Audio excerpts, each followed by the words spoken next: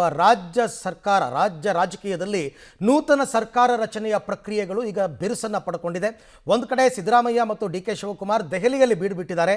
ಹೊಸ ಸಂಪುಟಕ್ಕೆ ಯಾರನ್ನ ಸೇರಿಸ್ಕೋಬೇಕು, ಯಾರನ್ನ ಕೈ ಬಿಡಬೇಕು ಅಂತಕ್ಕಂಥ ಲೆಕ್ಕಾಚಾರ.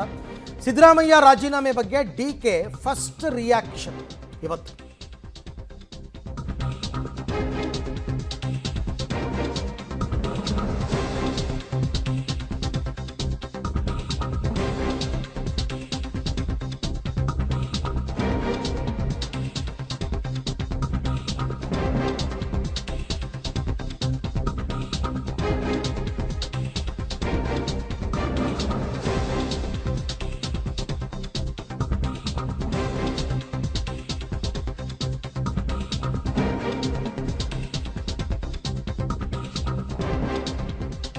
ಸಿದ್ದರಾಮಯ್ಯ ರಾಜೀನಾಮೆಗೆ D K Shivakumar first reaction.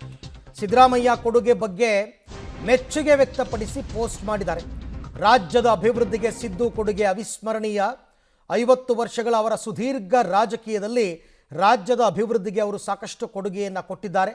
ನಿಮ್ಮ ಮಾರ್ಗದರ್ಶನ ಮುಂದುವರಿಯಲಿ ಅಂತನ್ಬಿಟ್ಟು ಅವರು ಪೋಸ್ಟಲ್ಲಿ ಹೇಳ್ಕೊಂಡಿದ್ದಾರೆ. ಅವರ ಪ್ರಯಾಣವು ಸ್ಥಿತಿಸ್ಥಾಪಕತ್ವ, ಪರಿಶ್ರಮ ಮತ್ತು ಸಾಮಾಜಿಕ ನ್ಯಾಯಕ್ಕಾಗಿ ಅಚಲ ಬದ್ಧತೆಯನ್ನು ಹೊಂದಿರತಕ್ಕಂಥದ್ದು ಅಂತ ಕೂಡ ಪೋಸ್ಟ್ ಮಾಡಿದ್ದಾರೆ. ದೇವರು ವರಗಳನ್ನು ಅಥವಾ ಶಾಪಗಳನ್ನು ನೀಡುವುದಿಲ್ಲ, ಅವನು ಅವಕಾಶಗಳನ್ನು ಮಾತ್ರ ಕೊಡ್ತಾನೆ. ಈ ಅವಕಾಶಗಳಿಂದ ನಾವು ಏನು ಮಾಡ್ತೀವಿ ಎಂಬುದು ನಿಜವಾಗಿಯೂ ಮುಖ್ಯ. ಶ್ರೀ ಸಿದ್ದರಾಮಯ್ಯ ಅವರು, ಅವರ ಜೀವನವು ಈ ಚಿಂತನೆಯ ಅತ್ಯುತ್ತಮ ಪ್ರತಿಬಿಂಬಗಳಲ್ಲಿ ಒಂದಾಗಿದೆ.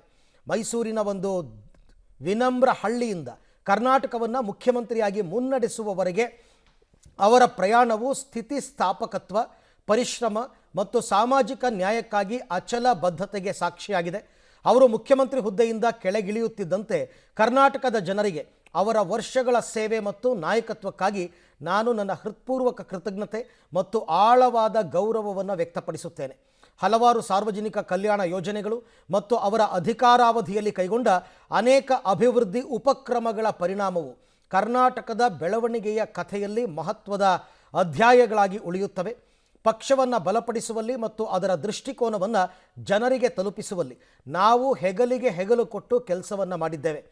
ಉಪಮುಖ್ಯಮಂತ್ರಿಯಾಗಿ ಅವರೊಂದಿಗೆ ಸೇವೆ ಸಲ್ಲಿಸುವುದು ಮತ್ತು ಅವರ ಅನುಭವ, ಬುದ್ಧಿವಂತಿಕೆ ಮತ್ತು ರಾಜಕೀಯ ದೂರದೃಷ್ಟಿಯಿಂದ ನಿರಂತರವಾಗಿ ಕಲಿಯುವುದು ಒಂದು ಸೌಭಾಗ್ಯ.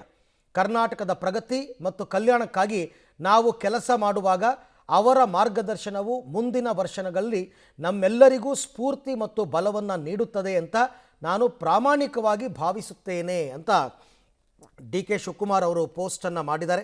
ಇದು ಅವರ ಫಸ್ಟ್ ರಿಯಾಕ್ಷನ್. ಯಾಕೆಂದರೆ ನಿನ್ನೆಯೆಲ್ಲ ಅವರು ಮಾತೇ ಆಡಿರಲಿಲ್ಲ ಈ ವಿಚಾರಕ್ಕೆ ಸಂಬಂಧಪಟ್ಟಂತೆ. ಮೌನಕ್ಕೆ ಶರಣಾಗಿದ್ದಾರೆ. ಪ್ರಮಾಣ ವಚನ ಸ್ವೀಕಾರ ಮಾಡೋ ತನಕ ಅವರು ಮೌನವಾಗಿರಬೇಕು ಅಂತ ಮಾರ್ಗದರ್ಶನ ಇದೆಯಂತೆ. ಹಾಗಾಗಿ ಅವರು ಮೌನಕ್ಕೆ ಶರಣಾಗಿದ್ದಾರೆ.